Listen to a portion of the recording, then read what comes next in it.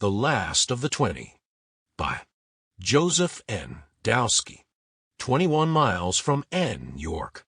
After climbing a bit of an incline in the road, he reached what he discovered was the Boston Post Road's intersection with Larchmont Avenue.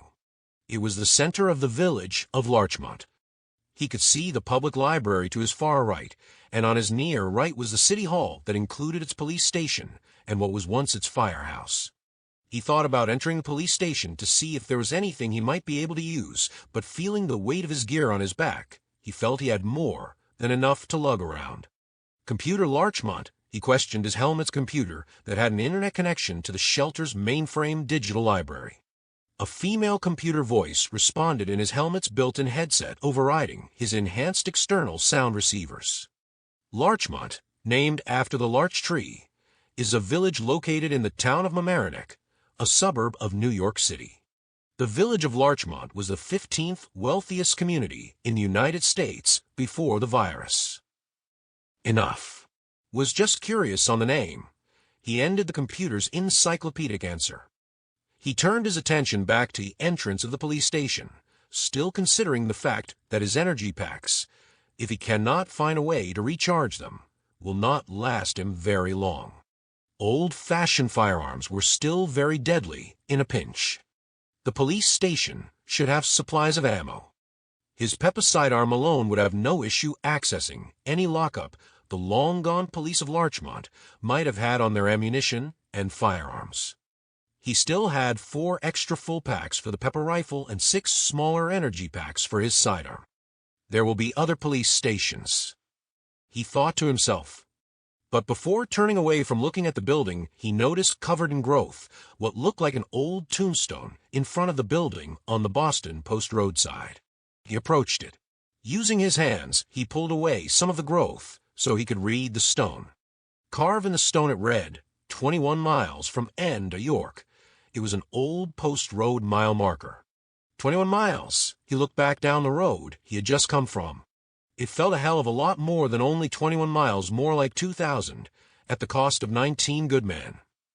He then turned to look up the road that he still had to travel. His visor displayed a map of how far he still had ahead of him. The microcomputer in his helmet linked him to a GPS system that was still functioning in orbit. His helmet also gave him short-range sensors to any life within 100 yards of him. Scanning the buildings around him, nothing but rodents and small birds picked up on his HUD. If I run out of rations, worse come to worse, I could roast some fresh kill. Although I rather find a deer than eat rats. His battery icon in the upper left corner of his visor was half green. 4 days out, and still his computer has half power. Again, if he cannot find a way to charge his energy packs and his other equipment, he might as well be walking out here blind as a bat.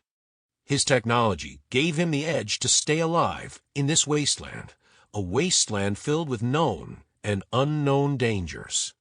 What's this now? He said to himself as his visor picked up a pack of creatures from the north coming down Larchmont Avenue towards him. He noticed as they approached the rodents in the area took off in opposite directions. He looked back at the police station, thinking it might be a good reason to take cover there after all. The door was not locked, but was jammed by the remains of a long-dead police officer blocking him from opening it. With a little force, he was able to open the door and enter the building. Once inside, his visor warned him that the quality of the air in the building was not fit to breathe. He checked the tightness of his gas mask just in case. The dozen creatures approaching were no larger than house cats. Too small to be a wild pack of dogs, a pack of cats, looking out a window that looked up Larchmont Avenue that rolled down into the post road. He could make out a small cloud of dust at the top of the hill as the creatures approached. He slung his rifle on his back and drew his side arm at the ready. The dozen creatures reached the intersection and stopped. They were clearly not dogs or cats. Walking on all fours, they had muscular bodies and short legs. Their bodies were covered in a coarse brown fur, with hairless whip-like rat tails. They were not rats either. Their heads seemed a bit large for their bodies, with long snouts and interlocking sharp teeth. The alpha male that was leading the pack raised his snout into the air and took a couple of deep sniffs of the air Miller had just been standing in. It then turned its attention to where he was now hiding. The lead creature led his pack towards the front entrance of the Larchmont Police Department. It began sniffing around the door and scratching at it as if trying to open it with its claws. 30 minutes later, the alpha was still scratching at the door trying to get in. Persistent little devil. He looked at his surroundings and realized he didn't want to hold up in there any longer. His HUD still warned him that the air had a high level of methane. He assumed it was from the pile of dead bodies in the police department. It was clear to him that using his Peppa to access any firearms or ammo in the station would set the whole building up like a bomb. Conventional weapons were not an option. Enough already. He holstered his sidearm and unslung his rifle. Turning it upside down, he held it as a club. Opening the entrance, the alpha looked up at him, surprised. Miller took one swift swing, with his rifle hitting the animal in the head, sending it flying backwards.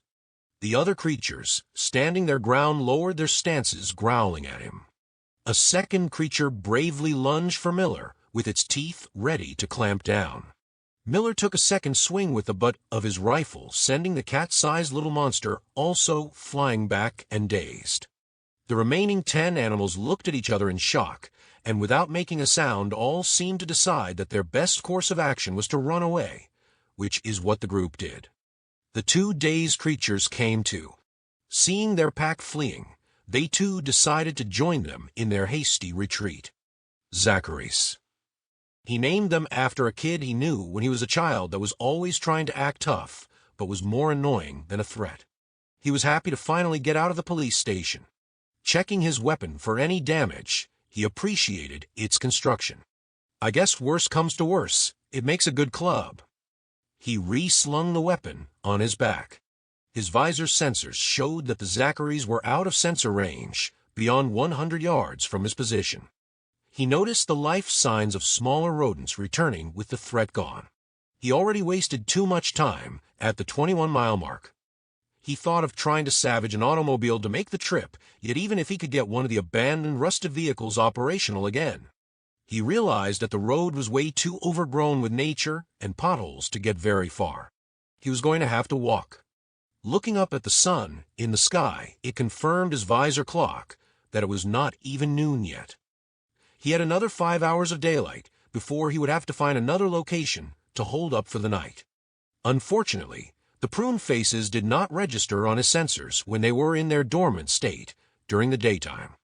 He theorized that their near-death existence caused their life signs to drop to almost nothing as they slept. It made it impossible for him to know how many were in the basements of the surrounding buildings. He knew they did their best to hide from any sunlight. He hoped that the further he moved from the population center of New York City, he would run into fewer and fewer prune faces. The Zacharys he ran into, though, proved that the aftermath of the virus created other mutations his creators in the shelter were unaware of. Looking east up the Boston Post Road, he realized he had no idea what other dangers may be lying ahead of him. Perhaps the Zacharys were the least of his worries. It was wise that he reserve his energy packs, taking on the Zacharys. Adjusting the weight of his gear on his back, well, one step forward, he said to himself as he headed back down the road towards New Haven.